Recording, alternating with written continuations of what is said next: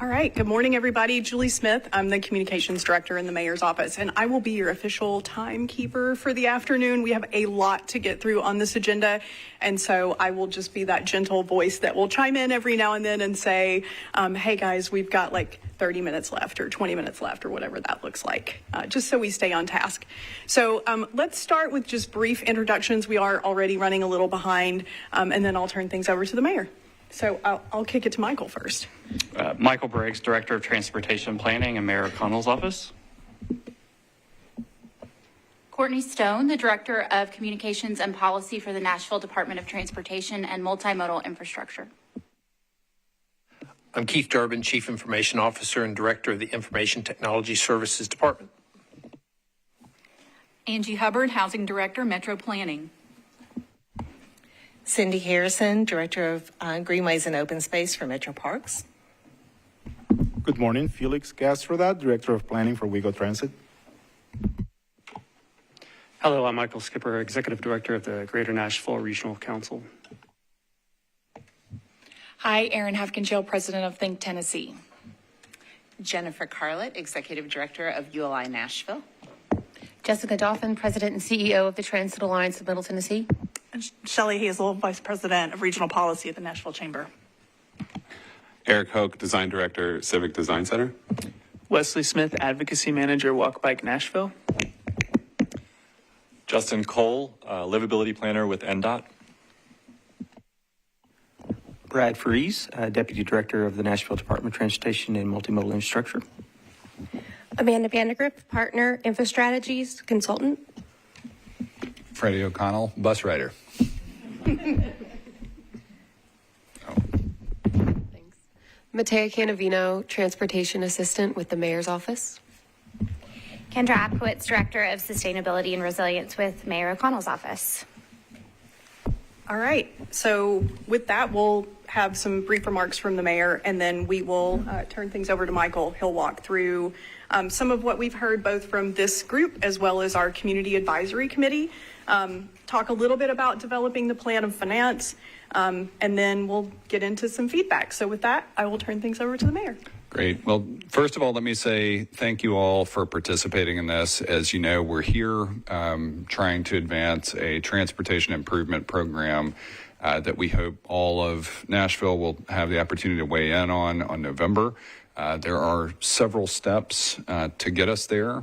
We're glad to have InfraStrategies here as a partner as we consider the fiscal dimensions as well as the planning dimensions. And I think part of today's discussion is indicative of the fact that these two pieces inch closer together as we get to a final plan, which under the Improve Act, which is the way we secure dedicated funding for transportation infrastructure and services, we need to have a program that is auditable by the comptroller. So we'll talk a little bit about that timeline today, but I think we're going to start with today's discussion without final cost analysis and without the final picture of the overall envelope. There are enough things that I think we can talk about that the most exciting part of today is we will see some concept maps that right now we believe with InfraStrategies and HDR at the table, again, bringing these two pieces together, the fiscal profile and the planning profile. I think almost everything we're going to consider today from a concept map standpoint will fit into the program we hope to have you all consider fully and finally, and that we then ask the Metro Council to enable offering to voters. A few things as we set this up. We are trying to be as fiscally responsible, both in our overall operation of Metro government right now. We just had final Metro Council approval of an important capital spending plan. It does simultaneously make a large investment in overall transportation. It makes the largest Vision Zero investment we've made yet as a city since we committed to that concept. It makes the largest overall transportation investment in almost a decade. But I think it also reveals how difficult it is to make these types of investments in a reliable, systematic way when we are doing year-over-year operating and capital allocations. And that's why the work that this committee does is going to be so important over the next few weeks.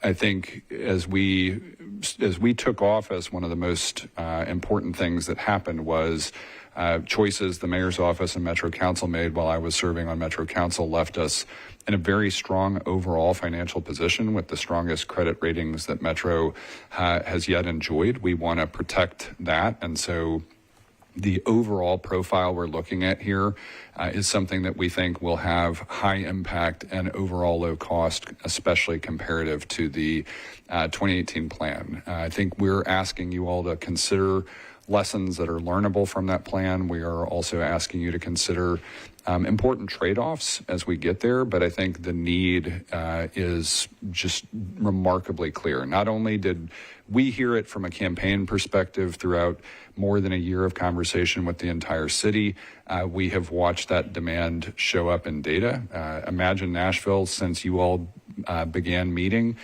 produced results of survey respondents, more than 10,000 Nashvillians participating, that revealed that citywide investment in transportation options is 74% of Nashvillians believe we need to do that, compared to a national average of only 19%. So the latent demand among Nashvillians for improvements in meaningful, safe, and convenient transportation options is very, very high, measurably high. And we know that WEGO and NDOT were already working toward alignment as departments, and we have taken their work and tried to accelerate it through this TIP process. So today we are going to see some visuals of concept maps that we think demonstrate the impact that will be citywide, that this is not merely a transit plan, but a comprehensive transportation program that serves Nashvillians no matter how they choose to move. But that idea of choice is so important to the overall concepts in the plan. So I am not going to be able to stay to join you all for the entire meeting, but we've already had ideas from this committee that have filtered back into the concept maps, and we need that to continue. This is not final. I think a lot of this is making sure that the impact is as broadly felt as we expect the baseline work that WEGO and NDOT have done, and that as we look out across 30 years, the reliable ability to plan and program and implement lets us do so quickly, lets Nashvillians take advantage of more options in the very near term, but be able to plan over decades of capacity for growth, improvements in cost of living, improvements in quality of life, and I am looking forward to seeing what you all come up with today. So thank you again so much for being here, and I will hand it back over to Michael and Julie and Kendra and Matea. All right. Thank you, Mayor. Are y'all ready? Yeah, okay, because there's a lot to go through. So thank y'all for, again, being patient. And so this is our agenda today. And we'll give you an update on what we've heard so far and how we're adjusting. We'll spend some time talking about some financial information. So making sure that we're all aligned on how that comes together. And then the potential revenue source that we're looking at going forward. And then we'll get some feedback from you all on the balanced approach that we're proceeding forward with. And we'll explain how we got there. And then I think you'll be really interested in the maps that we're pulling together. So just as a reminder, I'm not going to spend a lot of time going through this, but just making sure we're all on the same page moving forward. When Mayor O'Connell took office, there was a transition committee pulled together that recommended proceeding forward with a transit referendum. And so this is why you all are gathered today, and then also why we have a community advisory committee meeting as well. So both of these committees, you all are continuing to kind of dissect the technical pieces. The community advisory committee is helping guide and shape some of the engagement as well, being the two primary purposes of that. We also got to hear about a lot of transportation stories. We always want to center the conversation this because it really comes down to how we're empowering people and giving people access to get to jobs and get to where they need to go.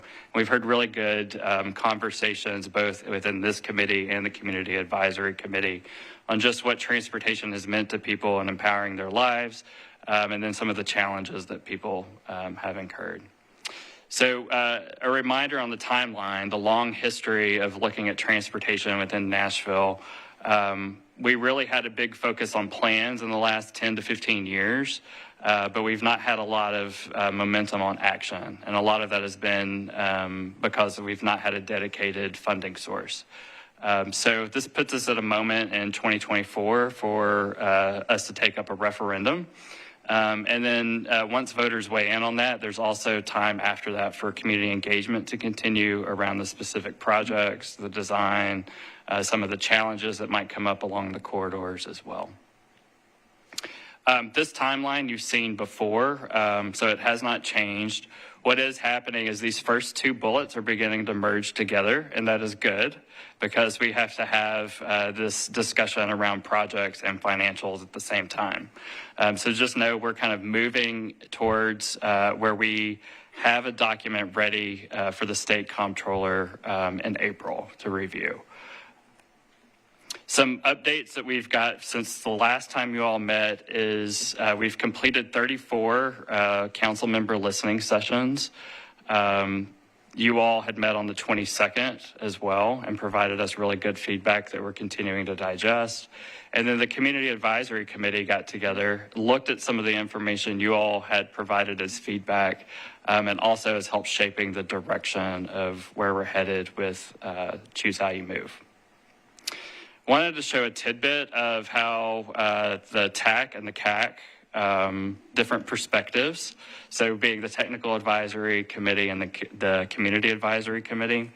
What we're seeing is like there's maybe some differences in some priorities, but they're not way off. We're not hearing anything that's fundamentally different.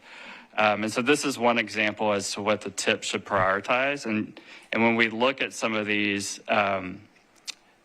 you'll kind of see they end up being bumped with 2 on the top or maybe 2 on the bottom.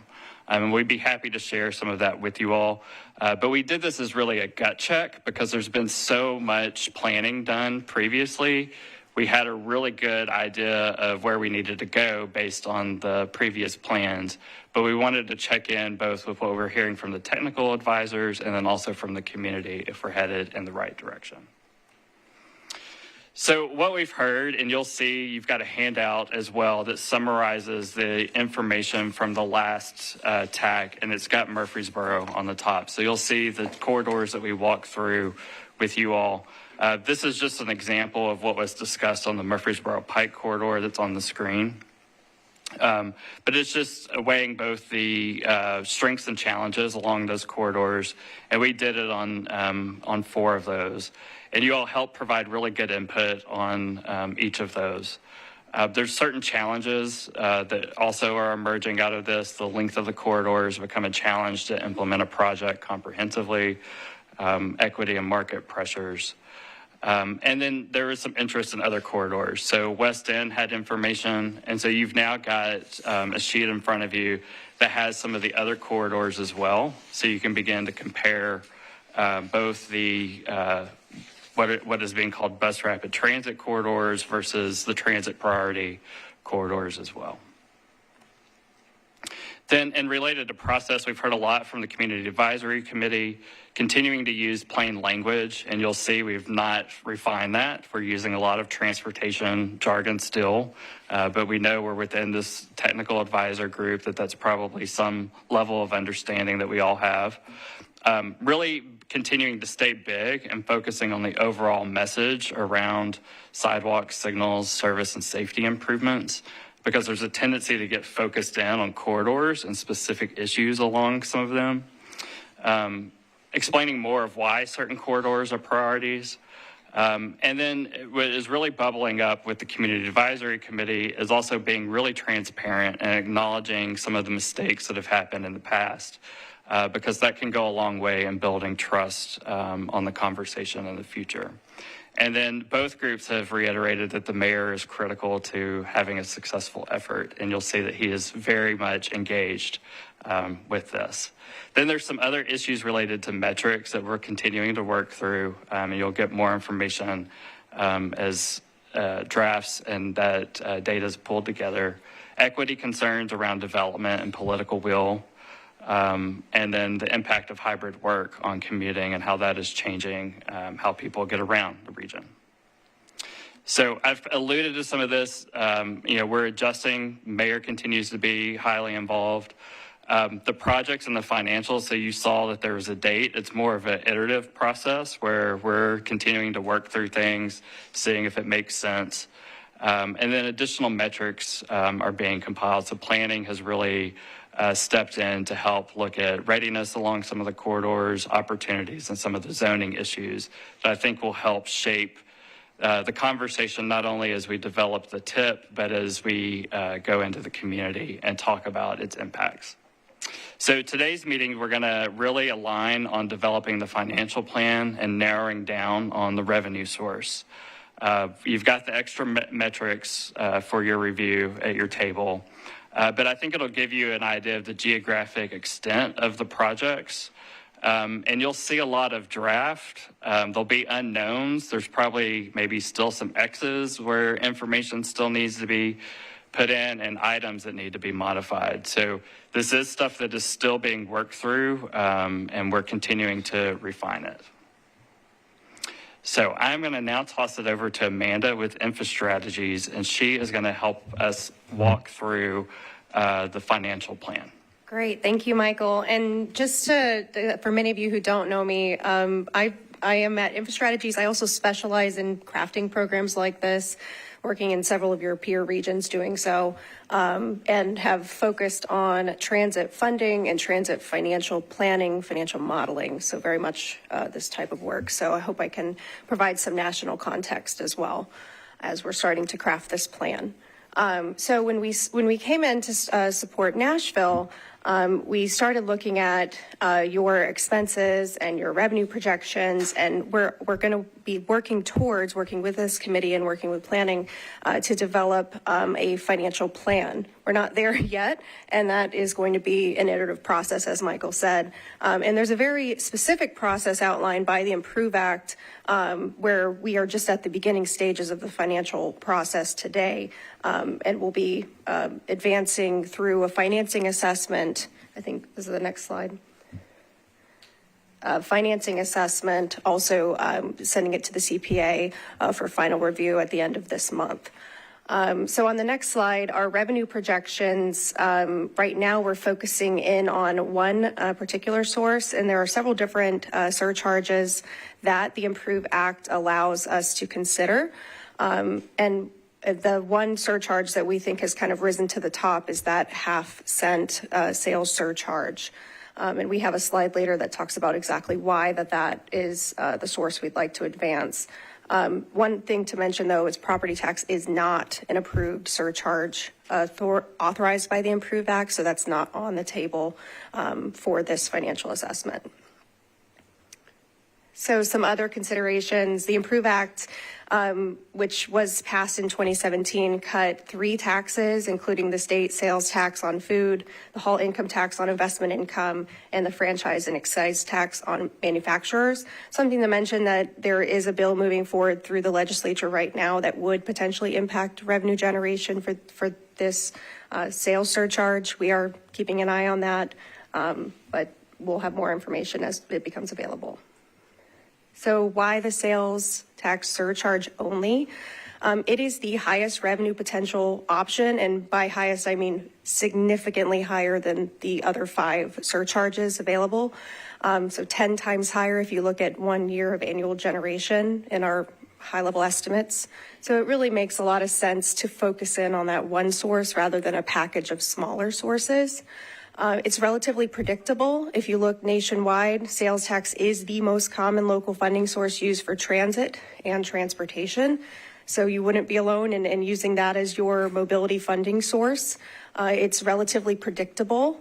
It has a very strong growth rate. So it's great when we're talking about financing.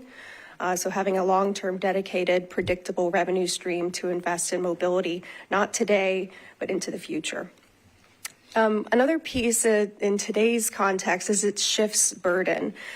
So Nashville's in a very unique position where you have over 60% of your sales surcharge that would be funded by non-residents. So the tourists and the commuters that come into Davidson County every day.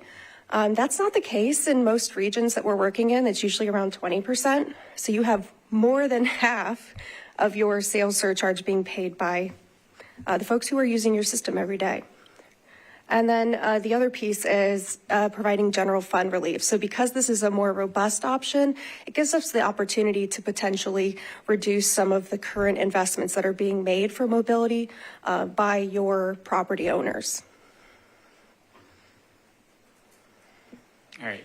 Thanks, Amanda. And we'll have an opportunity to ask questions too. But also want to put this in context of what sales tax rate looks like across the state and then also within the region.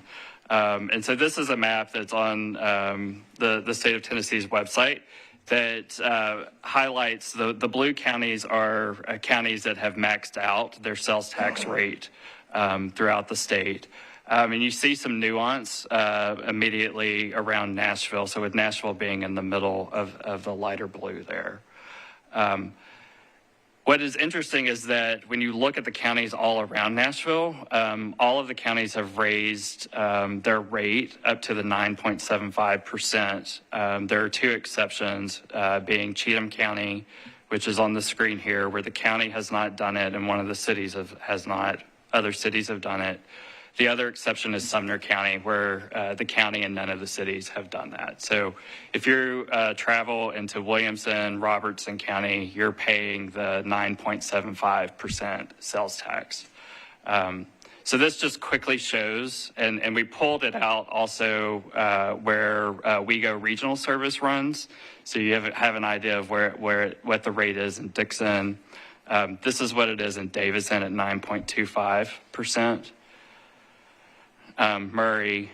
Montgomery's a little bit unique in that it had, I guess, 1/4 cent that was raised, so it's at 9.5. And Robertson, Rutherford, Sumner is the one that has not raised it. Williamson and Wilson. So what does this mean then on goods and purchases today? So if you're within Davidson County and you go and buy a tube of toothpaste, you pay the 9.25% tax rate, and that means you're paying 18 cents.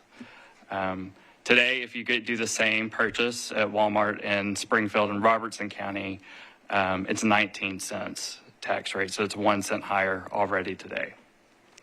Then on something that's like a bigger item, like a microwave oven or an appliance, and you can begin to kind of see how, as you scale things up, the impact of the tax rate.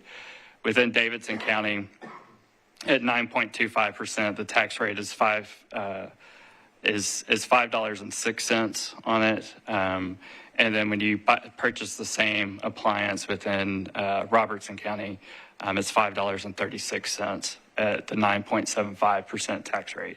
And so that's 27 cents higher. So then as you kind of multiply that, you can begin to see if you purchase more goods or groceries, the impact of changing the tax rate. So I will let Amanda now speak to how this begins to be portioned out. Great. And this is just one of several different sources that we would be using in a financial plan. So this is the local piece that enables other sources. So I'll talk a little bit more about that in a moment. But just at a high level, what we're kind of looking at in terms of pots of division of expenses for a potential sales surcharge, we could see a sliver being put towards general fund relief. Here we're mocking up about 16%, but this is, as Michael said, all being worked through right now. But a portion of that could be general fund relief, which would reduce a burden on the property owners and be able to shift that funding to other needs. And then on top of that, we would have a 50-50 split here, and that really can depend on what your program would look like. But in this example, we would split our sales tax and sales surcharge investment 50% capital, 50% operating.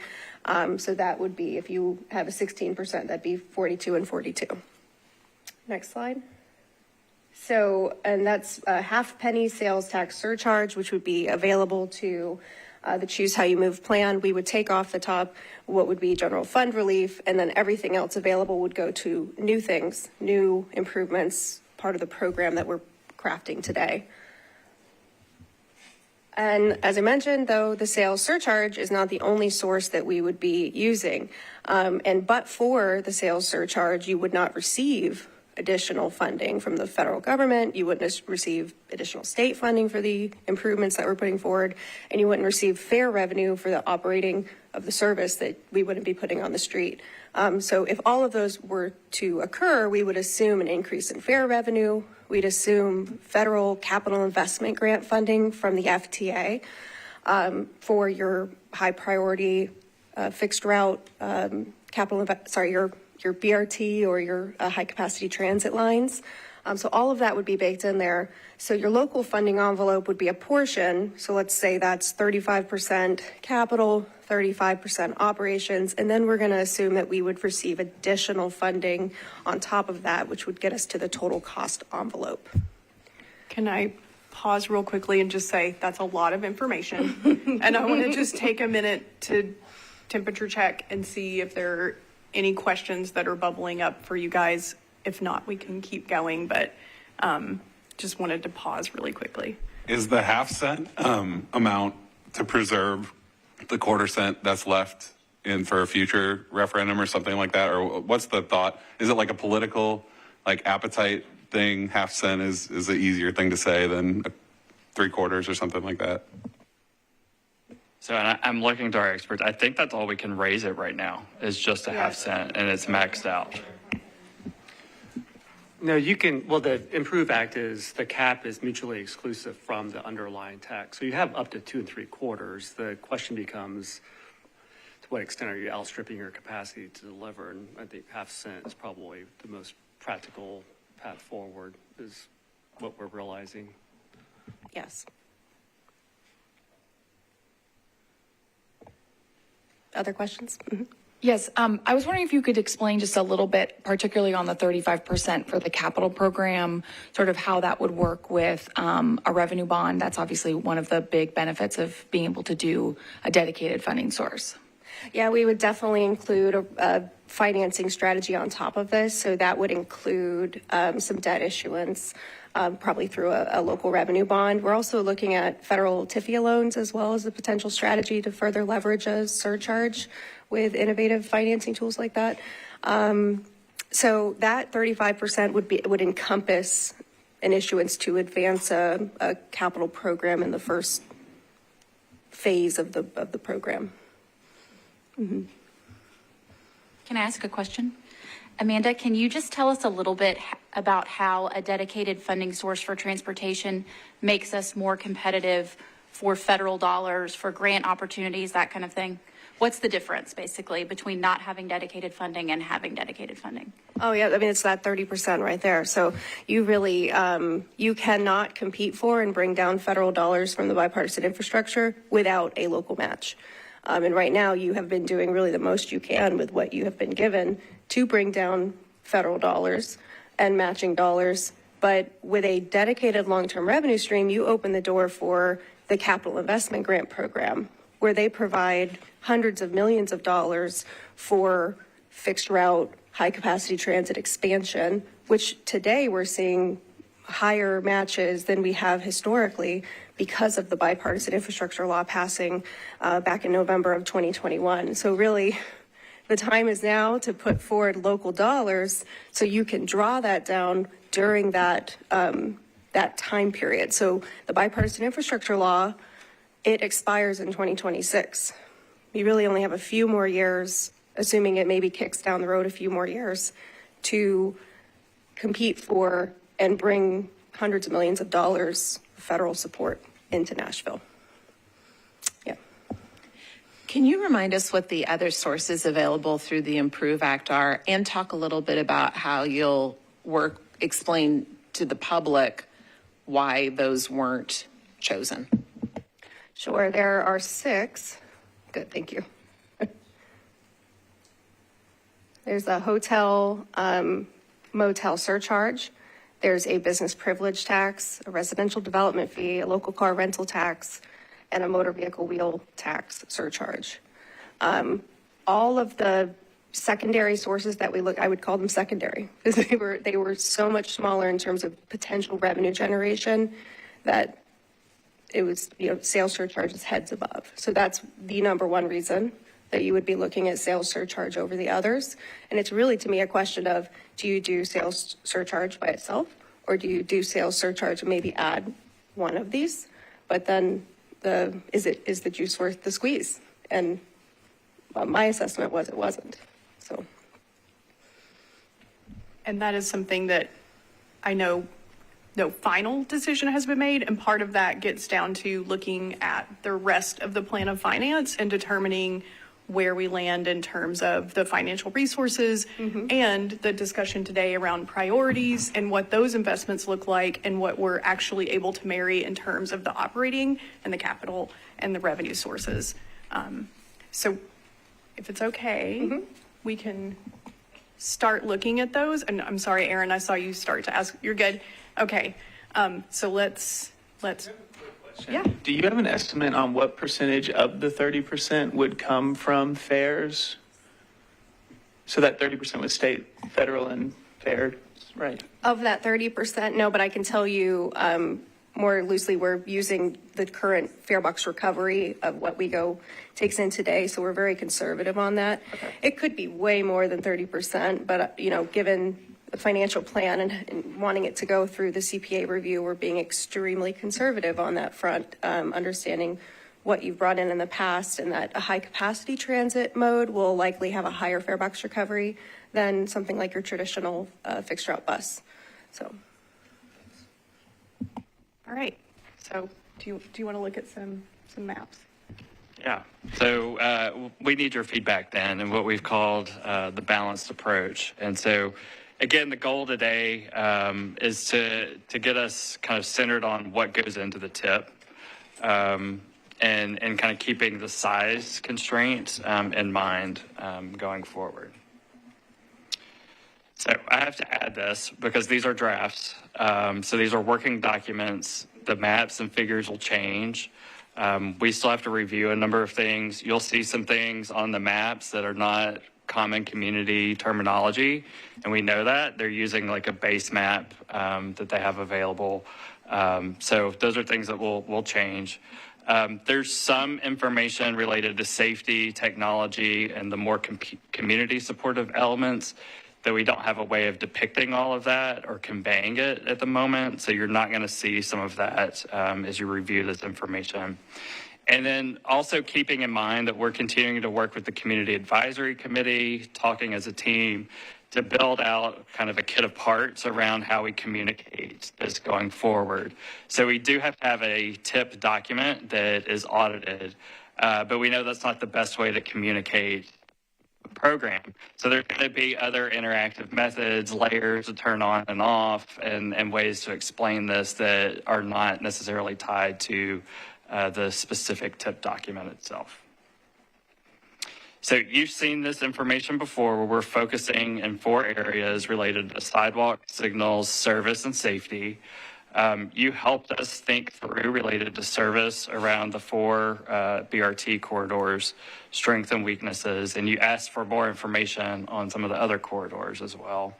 And then some of the safety improvements are still incorporated in it. So this is a really wide net of projects that is not constrained. And so what we're needing to get to is from this wide net of projects to one that fits the financial envelope based on the revenue projections going forward. So this is kind of breaking it out into 6 different areas. And we'll be working to translate this back into kind of the 4 things that you had seen before. But it gives you some numbers of what was calculated in the unconstrained scenario related to improvements.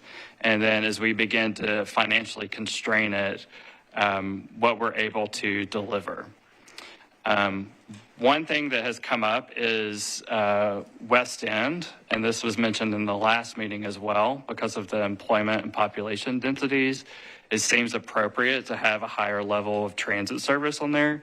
So this does not reflect that at the moment. And so there is still an unknown there that is related to cost. And so that could be something that ends up being a trade-off that we have to explore with you all. So this then gives you percentages then of the financial constraints devoted to each area. And you can see how some things were shaved down a little bit more. Others were scaled back or kept the same. So nothing has really changed in these two, both unconstrained and constrained scenarios related to what's termed as bus rapid transit here. But if you, for example, if you throw in West End, that does change things, and that begins to change the financial structure as well.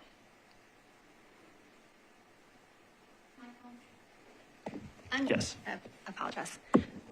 Unconstrained versus potentially fiscally constrained scenario. Can you describe the difference between those? I know generally what that would mean, but as presented here. Sure. At a high level, unconstrained is almost 2 times more than what we could fit into our envelope. And our fiscally constrained scenario, this is just an example of what could be crafted. So if you fit it all into that envelope I showed, 35, 35, 30, this is kind of one example of a breakdown of what we could fund. And you can see one of the biggest shaves was on the service side, because that is a huge cost driver.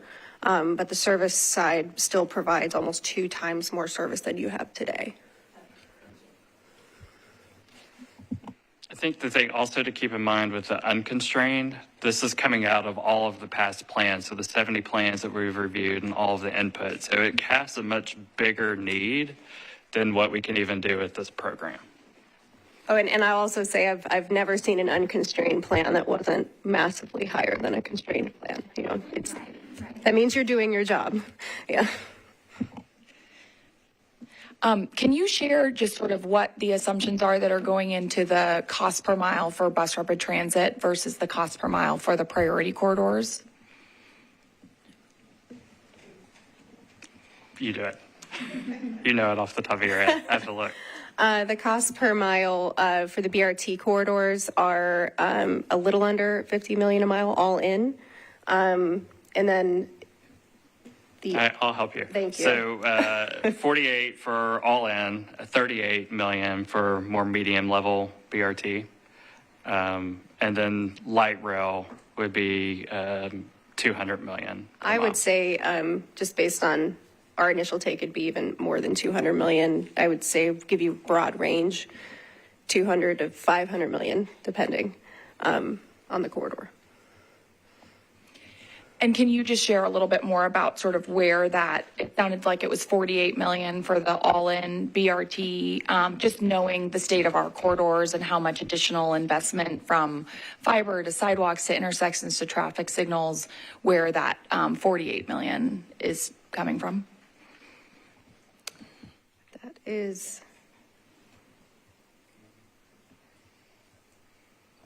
I'm translating Erin here, but I think she's asking, what does the 48 million get you in terms of a corridor reconstruction? Okay.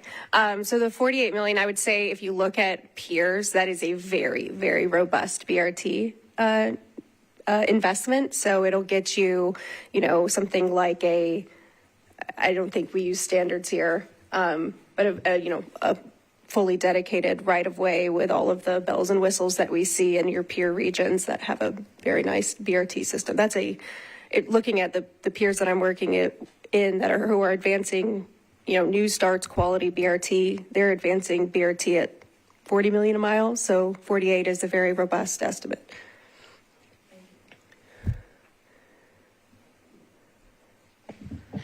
Thank you, sorry. And if I could just inquire then, how are you parsing, so if that is sort of the robust, I guess, gold standard, sometimes is spoken in that way, to what extent are sidewalks external to that, right? So if you're coming into that corridor and you're doing that, I would presume that you are likewise doing the associated sidewalks, crossing, et cetera. And so kind of that distinction, I think is important for us and for others to kind of understand. It does include sidewalks, and in fact, we've separated it out because it really is. It's while it is considered part of the transit corridor and it is considered part of a federal share ask, which is great. It is really sidewalks and curbing and pavement and all of the things that we need to, improve walkability in Nashville. And so that's why it's separated out into the blue bucket rather than into what we're calling our Choose How You Move corridor bucket with the more transit focused investment. So that $48 million per mile, based on our conversation earlier, includes the transit piece in the green bucket, and then some of the sidewalks and other improvements in the blue bucket. Signal upgrades would also be in that category. It's everything, fiber communications along the corridor, everything that's needed to kind of support a complete corridor. Perfect. Thank you, Justin. Would it be fair to basically say that is the sidewalk, signals, service, and safety? It's all four of the things that the plan really calls for. It is all in one, federally eligible investment too. I think that's something that is a really great thing to mention, that it is a transit corridor for FTA. How you consider it on the ground here is different than what FTA will be looking at. So we're able to assume that a lot of that is going to be 50% federally funded, which is a really great value add. I appreciate that. I think here and for the financial model conversation, I understand that distinction and that separation. I think on the communication side of it, it will be important to kind of both and it, right? Like this is all together and this is okay, thank you. Yeah, and really quickly to be clear, this is broken out then. So this sidewalk number includes the sidewalks on the corridor. Okay. They should have split us up, Vice Mayor, since we're sharing a microphone over here. And Jennifer didn't want to be in between the middle of us. I just would love to ask a little bit about and I know that this is just a potential scenario for the fiscally constrained one, but so what was showed to us previously just around the frequent bus network was including 14 corridors in the frequent bus network, 24-hour, 24/7 service, 8 new crosstown routes, and 3 special event routes, if I got that right off the top of my head. So if you could just sort of, this looks like going, so I'm imagining that is what's encompassed in the 1.2 million additional service hours. And so in a potential fiscally constrained plan that takes us about to half that increase in additional service hours, what would that look like? Is it helpful that I pull up this slide here? Okay. I think, Steve, you could speak to this, though, really well, if you want to come up.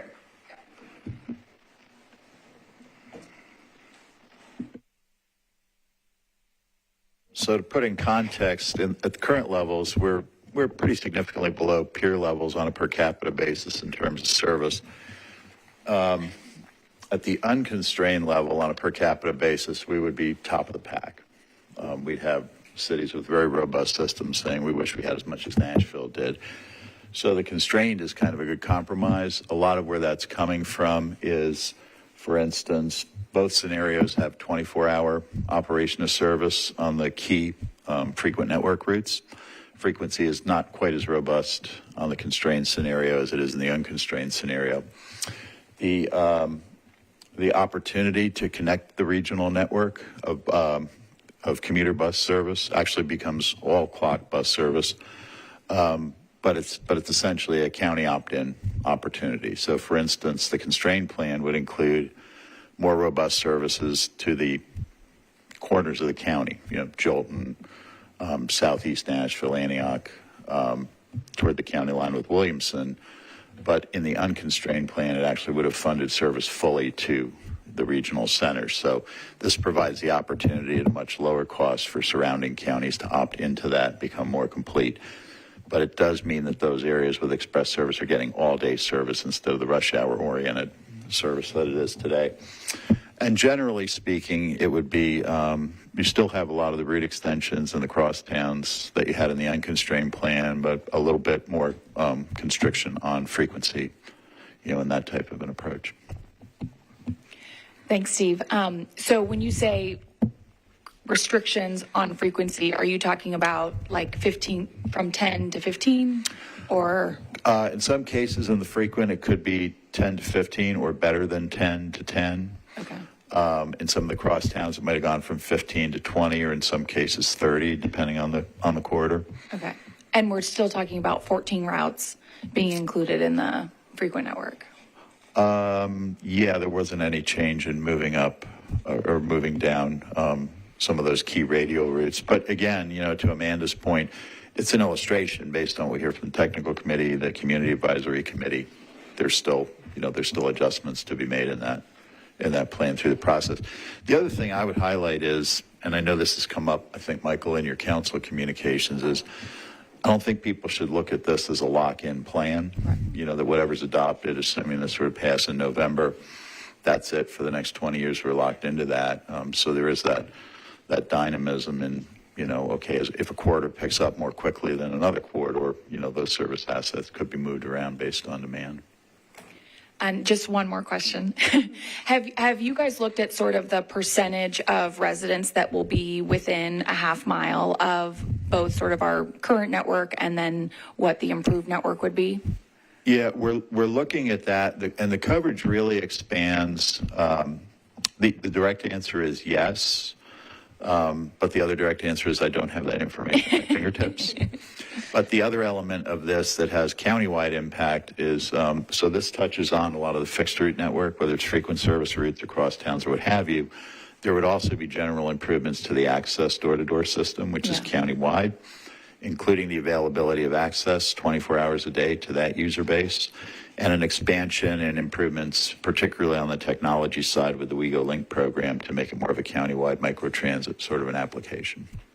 Okay, thank you. And for the record, I do want a frequent bus network that all of our peer regions are jealous of.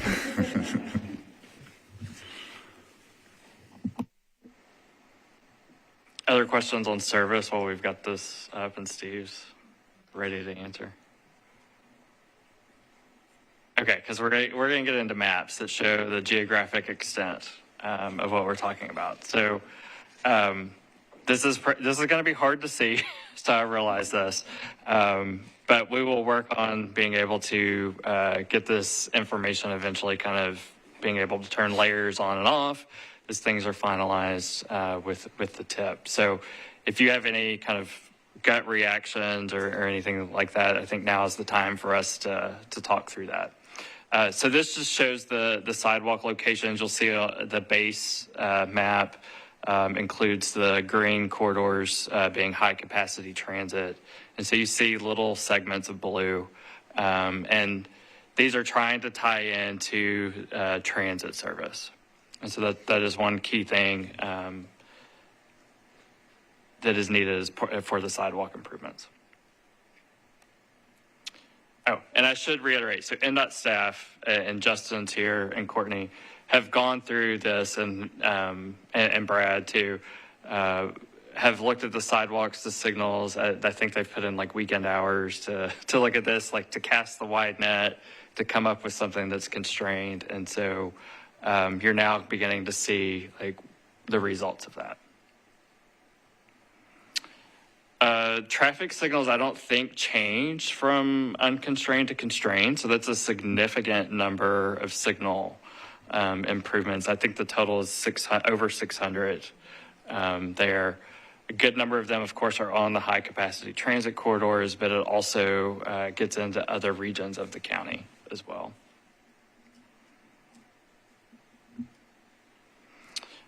This is a map of the bus rapid transit, rapid bus and transit priority corridors. These terms are likely to change because I think there's confusion as to what that means, and we'll be talking through like the outcomes of that. So this is the extent of those. Nothing has changed from the BRT four corridors that were discussed before, but this should give you a better idea of the location and the extent of that. One thing to note is that a potential change to this map would then be changing the color of West End on here out to 31st. So right now it's identified as a priority corridor, looking at exploring that as bus rapid transit.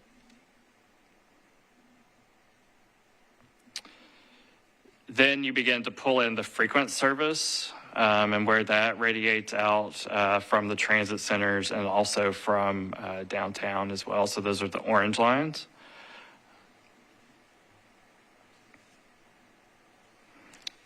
And then where we're able to make local service improvements as well, being the red lines here. Then there's some new routes. I think some of these routes, I'm looking at Katie, I think some of them may have been eliminated or are they all new? Did they exist pre-COVID, I guess, and before? A couple of them are restorations. Okay. Okay. So a couple of them are restoring service, and then a few of these are new as well. So these are the pink.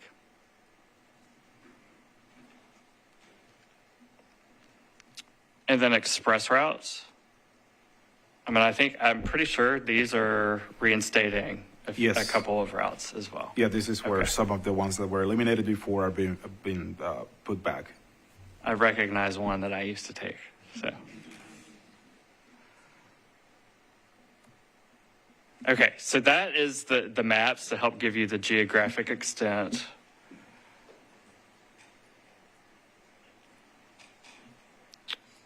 Questions on any of these? One thing, I think the sidewalks, how it's presented, it kind of looks like there's a lot of gaps, but I know that connects to existing networks. So I think in terms of like a rollout for like layers and those types of things, I think it'd be really helpful to show that these aren't just these are connected networks, and these are addressing the gaps, not the missing things. So just want to say that. And I should have said questions or comments, because I'm sure there's also feedback that you want to just give on what you're seeing. And so, Michael, I saw you. Yeah, sometimes questions are comments. So my question is, can you talk a little bit more about, so if BRT is sort of a placeholder for sort of dedicated right-of-way for transit service, and the fiscally constrained plan shows about 38 miles of that being constructed. Can you talk a little bit more about why we're still focused on those four corridors that kind of stay east and south of downtown versus providing the crosstown options in a dedicated lane? And then also talk about, outside of what your comment about West End, I heard you say that, but what does it look like in your assumptions going through downtown? Any of the services that are coming off of a dedicated lane corridor? You can start, Steve. I wasn't even supposed to be here. So first, in terms of the actual corridors, back to Amanda's point, one of our criteria is competitiveness for the federal CIG program, and they tend to hit more of the check boxes in that program than, say, a crosstown corridor, where, frankly, until we build up those core arteries, we struggle to build enough ridership to make that fundamentally work. And then the through downtown, you can kind of see is basically a reflection of what's out there for comment now with the Connect Downtown plan that NDOT's working with, predominantly transit priority corridors in the 8th Avenue, Rosa Parks, James Robertson Parkway, connecting over to the East Bank Boulevard as that builds out, and then Korean Veterans Bridge to kind of form a circle around downtown with those arterial BRT lines kind of being those spokes coming out from that wheel, if that helps. The other thing we've looked at when we look at high capacity transit corridors, we look at the market characteristics. We also look at constructability as an element. So one of the things you'll note on the map is it's showing up Charlotte Avenue as a transit priority corridor. It's just the right of way there is significantly constrained. So the idea of being able to add, that sort of dedicated lane capacity quite a bit more challenging than it is in some of the other corridors like Murfreesboro or even West End. Steve, would you want to also talk, or Felix, about the transit centers as well, so as you get out of downtown? Because we didn't have a map showing that. Yeah, so broadly, and I'll kick it over to Felix, or for that matter, Katie, why was I answering service questions? So the concept behind the transit centers, which we started to build out, and obviously this plan would allow us to build them out at a faster rate, is to really be able to decentralize that system as the city changes. I mean, we've gotten, frankly, complaints for years about the force into downtown. You know, why do I have to go through downtown to get from Antioch to South Nashville? Sort of a concept. And the challenge is with existing crosstown connections, which have been underutilized. First of all, if service isn't frequent enough, and I have to wait 20 minutes for that connection or 30 minutes for that connection, that's a severe detriment. And the other is if I'm doing that standing out in the rain or standing in a ditch or standing by the side of the road, that's an additional detriment.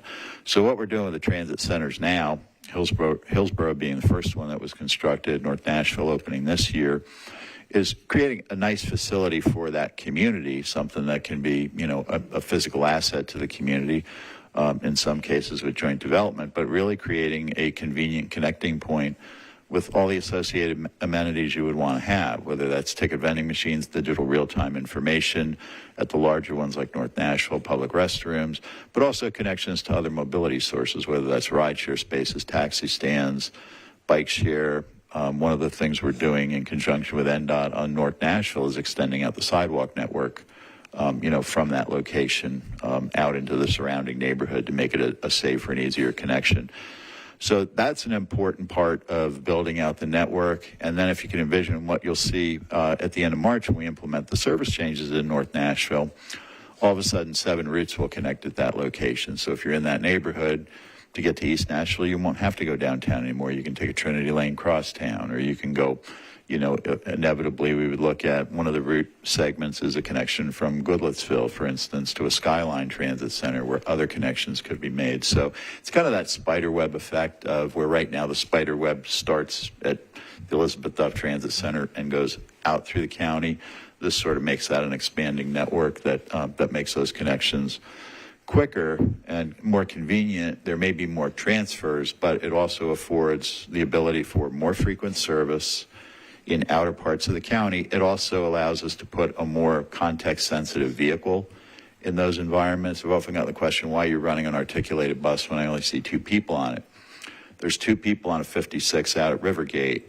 There's 45 on it when it passes East High School. So by doing that in those outer areas, the circulator routes, the connector routes can be used with a smaller vehicle that's more kind of neighborhood context.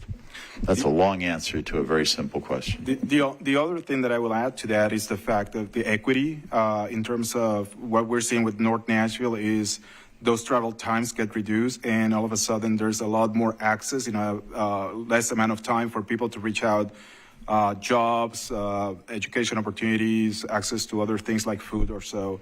So from an equity standpoint, it's a big point in how we distribute and make the system more equitable, more accessible to a lot of the riders.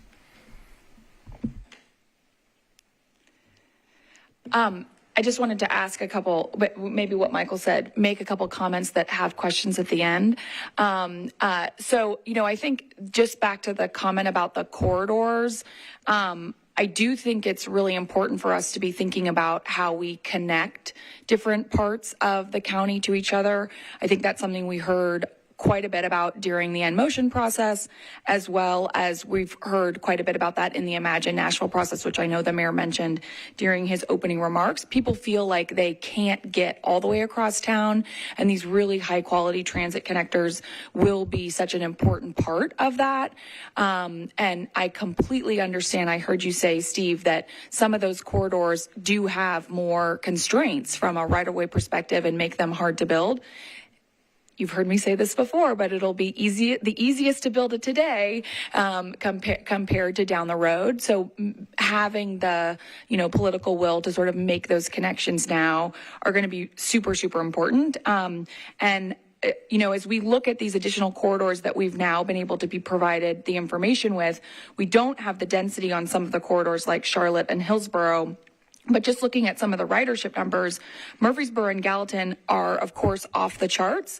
But when you come down one level and you're looking at Nolensville, Dickerson, West End, and Charlotte, those are all around 2,000 riders a day. And so, to me, that's what the conversation should be about, is those 4 corridors and which ones make the most sense.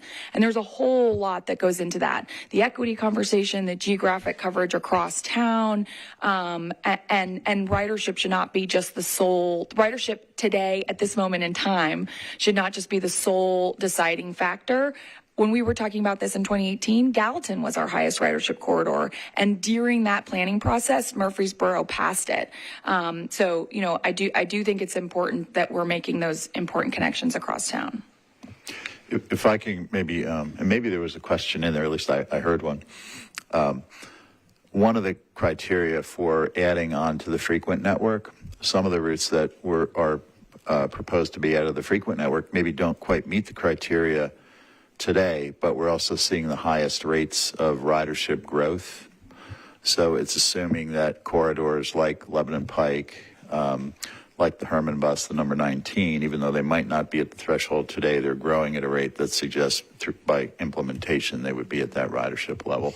And obviously, adding frequency and adding span makes it more attractive to help kind of propel it to that level. Regarding crosstown frequency, a communication thing. But some of the crosstown services do have that frequency during the day, but aren't operating overnight, so we haven't included them on the frequent network. But for example, we focused on connections to Midtown during the day, operating every 15 minutes, but haven't added it to the overnight in the constrained version.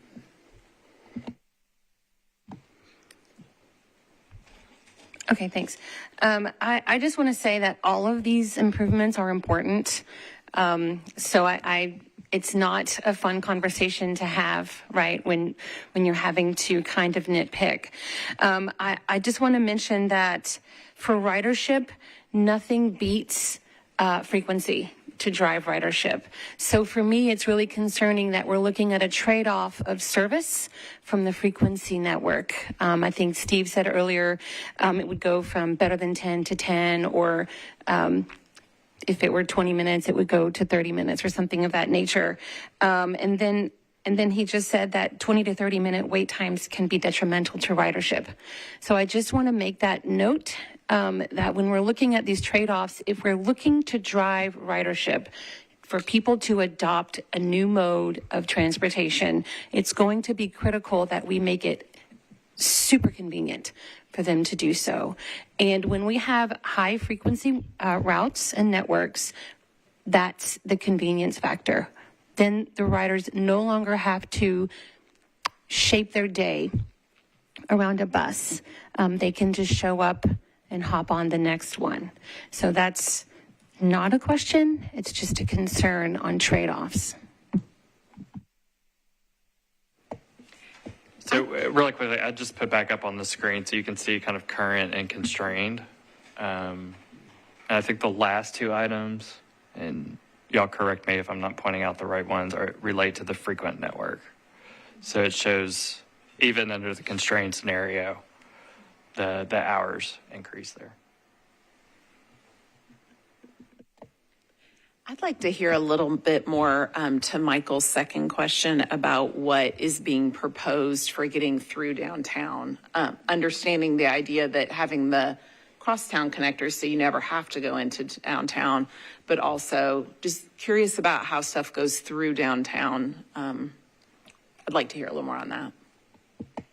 So, and like Steve said earlier, this is really where we're pulling out the work that's been happening on Connect Downtown. And so those transit priority corridors through downtown, 8th Rosa Parks, the new East Bank Boulevard, James Robertson, those are corridors with dedicated lanes, high-level station amenities. They're essentially BRT. We've been calling them transit priority corridors and Connect Downtown because we want to make sure that we're emphasizing that this is not a standalone a standalone element that, WeGo has services coming from all across the city that are going to be, funneling through those. And so, it really is a critical component, I think, and WeGo and, Felix and Steve can speak more to that, but in terms of facilitating service, getting through downtown more quickly, where it's most congested, so. I'd also add on to what Justin said.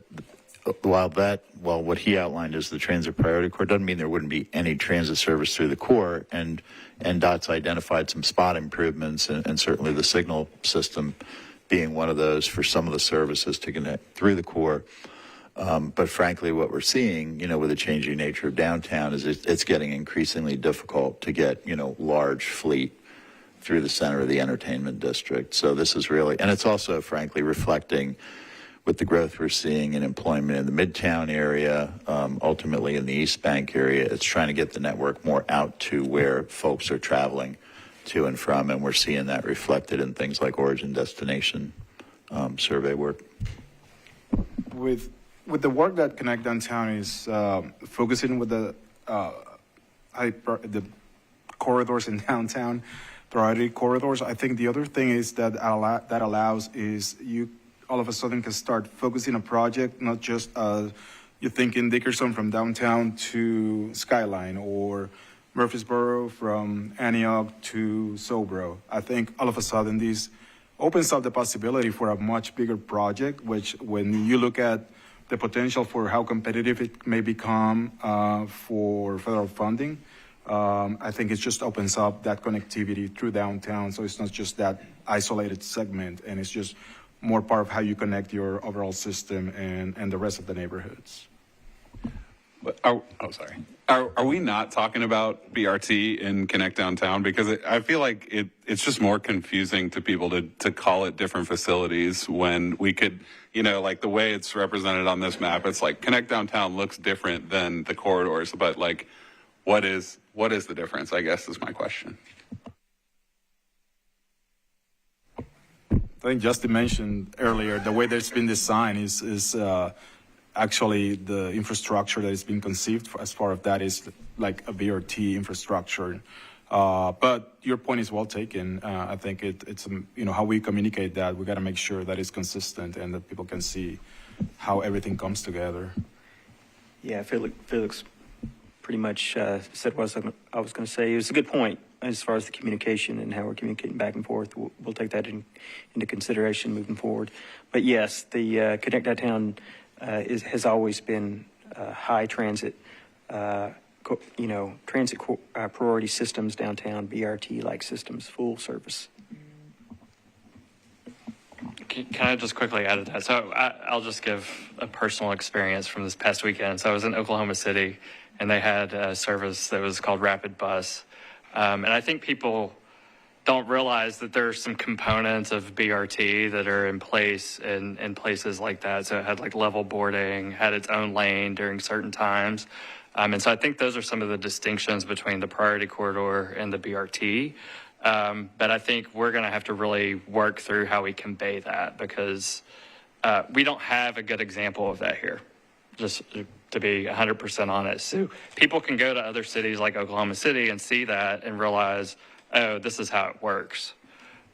So, well, I think that's the source of some of our questions is like when we say BRT, are we talking like Cleveland Euclid Corridor BRT? Like, because BRT is a range of elements, and so just trying to make a distinction for ourselves between priority corridor and BRT and what we're talking about.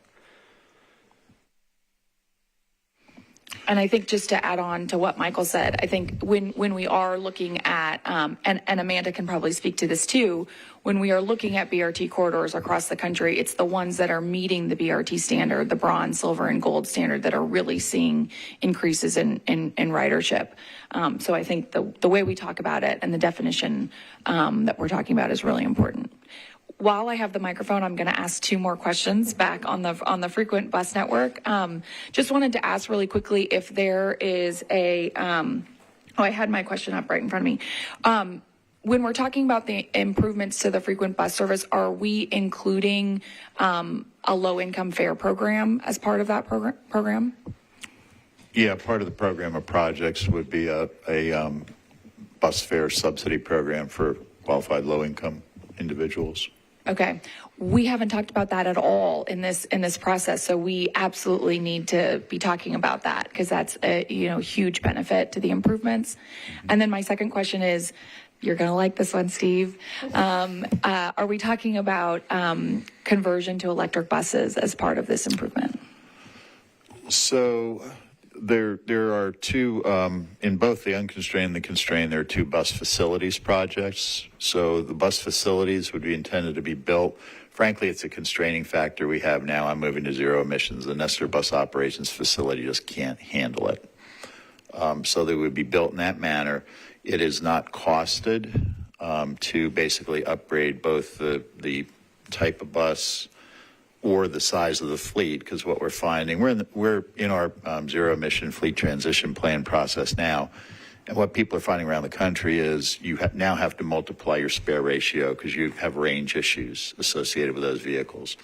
So going to a significantly or fully electric hydrogen fleet would require a larger fleet for the service profile than what we'd have to carry with traditional. So what would be covered is making the facilities ready for that type of a conversion. And we've had a lot of discussion around what we're calling kind of partner projects. That this doesn't rule out, it doesn't rule out light rail as a potential option in a corridor, and it doesn't rule out zero emission. It says, okay, within this fiscally constrained funding envelope, because you heard the mayor talk about it being a fiscally responsible plan, these are the things we can cover through these sources.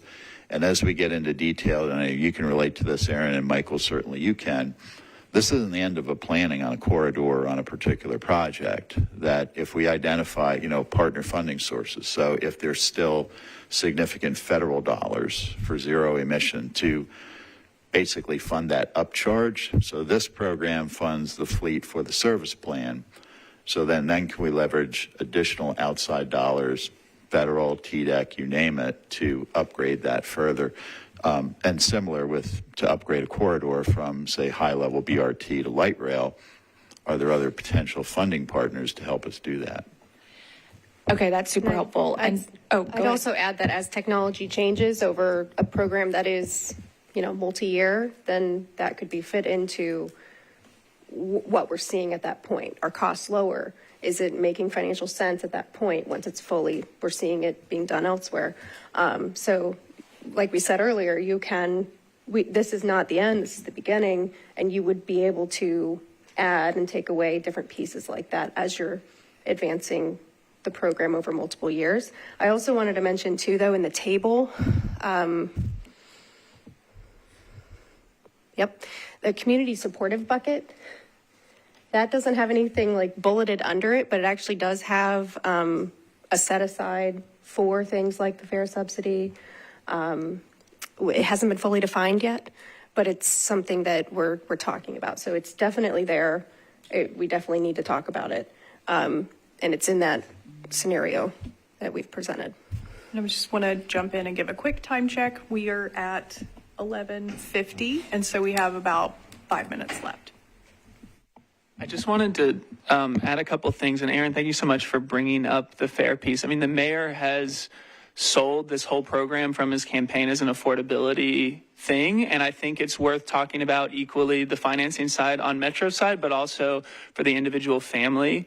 And so I would like to see some numbers as well. And I don't know if it's been explored to even talk about a free fare program. And when it comes to the financing on the macro side, if that means adding something to the package and that's earmarked, say, a 1% increase in the hotel occupancy tax, and that money goes towards a fare program, that addresses equity and I think would also make the plan much more politically feasible. So I think that's worth thinking through when you think about, a family with 2 workers in the household could save upwards of $100, $150 a month. I mean, that's what we're talking about on a family side from an affordability perspective, and also what it has for ridership. Not to mention, you don't have to worry about language accessibility as much when you don't have to worry about paying. You don't have to worry about tech adoption and quick ticket and all these things. And that may be something for the Community Advisory Committee to take up, but I just wanted to highlight that. I would add to that too. I think I saw something from AAA that said the average cost of owning and maintaining a car is $1,000 a month. And so having more frequent and improved transit access also allows people to consider, like, do I need 2 cars? Can I get by with 1 car? Do I need a car at all? I'm just going to hop in here really fast and say something that I don't think these maps can do justice to, that we are looking at and considering are safety improvements and connections to transit. And that's something that we're going to be working on over the next few weeks to try to illustrate. But, you know, off of these high capacity corridors, what do safe bike connections look like? What do safe pedestrian connections look like? How does that impact the work that NDOT and WeGo is already doing to provide sidewalks and bikeways across the county? So just because you're not seeing it visually represented very specifically on these maps doesn't mean that it's not a consideration that we're making and looking at very closely. Yeah, and if you go back to that table, you can see where there's Vision Zero priority intersections and high injury network improvements.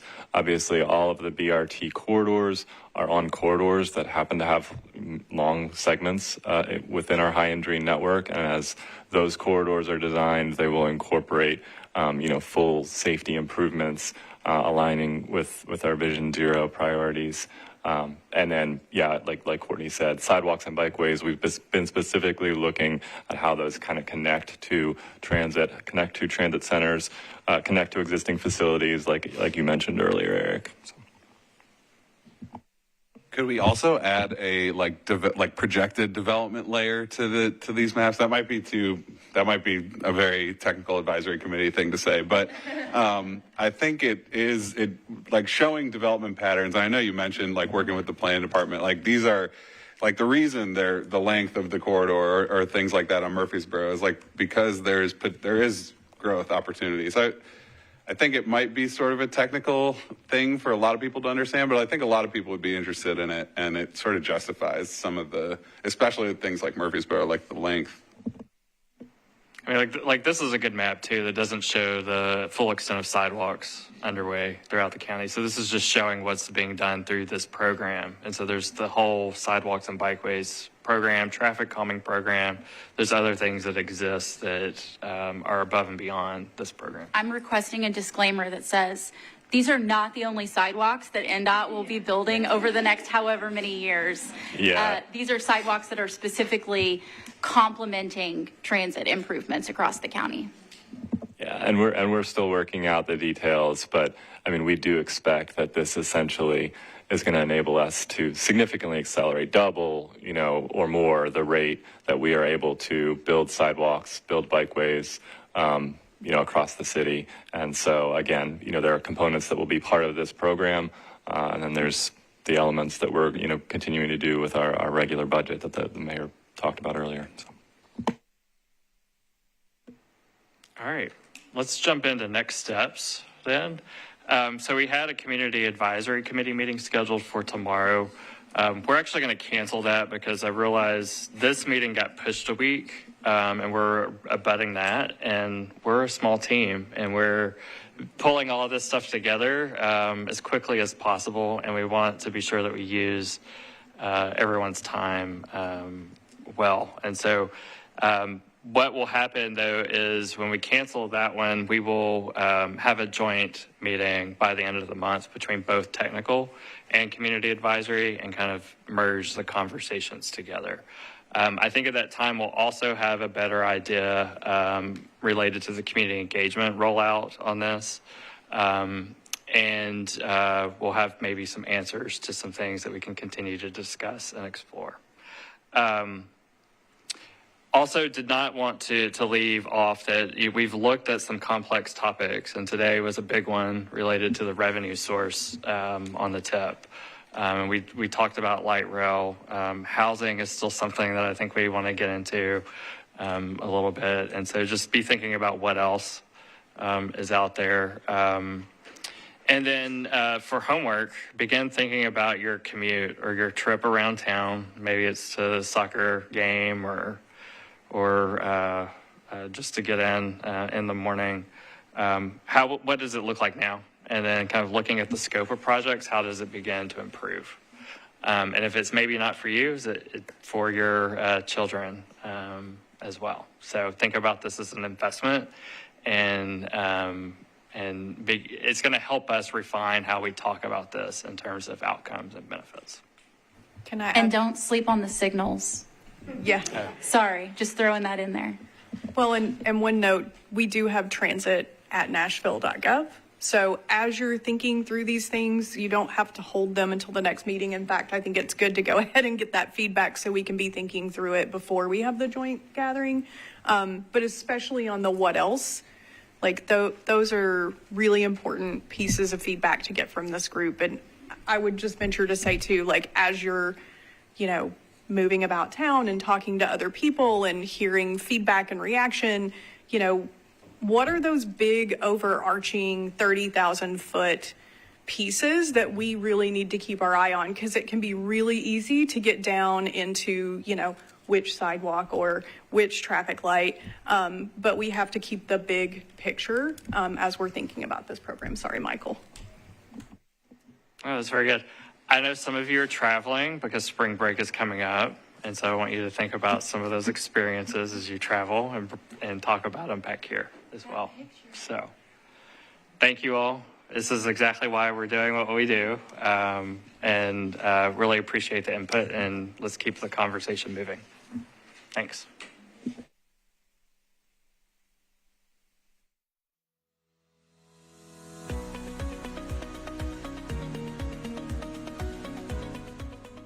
This has been a service of the Metro Nashville Network. If you would like to see this presentation again, or for more information on this and other programs, visit nashville.gov.